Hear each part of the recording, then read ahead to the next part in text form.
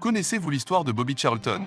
Bienvenue dans ce nouvel épisode d'Il fut un temps. Robert Charlton, surnommé Bobby Charlton, est une légende anglaise du football né le 11 octobre 1937 à Ashington, en Angleterre. Il était un footballeur de renom, principalement connu en tant que milieu de terrain offensif et considéré comme l'un des meilleurs joueurs de l'histoire du football anglais. Bobby est issu d'une famille profondément impliquée dans le football. Plusieurs de ses oncles étaient déjà professionnels, et son cousin maternel n'était autre que Jackie Milburn, une légende du club de Newcastle United.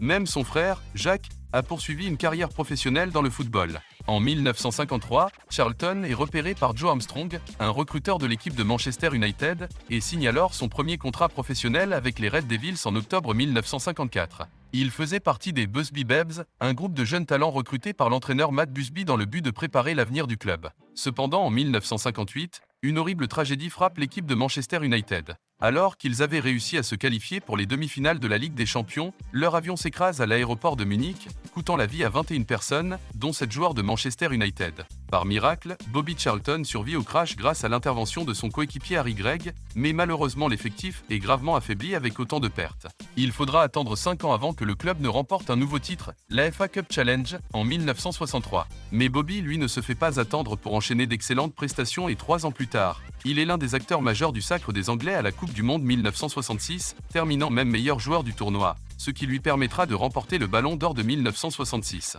2 ans plus tard, toujours dans une forme spectaculaire, Bobby et les Mancuniens remportent enfin leur toute première Ligue des Champions en 1968. En 1970, Charlton prend finalement sa retraite internationale après une défaite difficile en quart de finale de Coupe du Monde contre l'Allemagne de l'Ouest. Il aura au total inscrit 49 buts en 106 sélections avec les Anglais et sera devancé au cours des années 2000 par les talentueux Wayne Rooney et Harry Kane. Le 21 octobre 2023, il décédera malheureusement à l'âge de 86 ans, lui qui était atteint de démence depuis quelque temps. Quel parcours incroyable pour le légendaire milieu offensif anglais.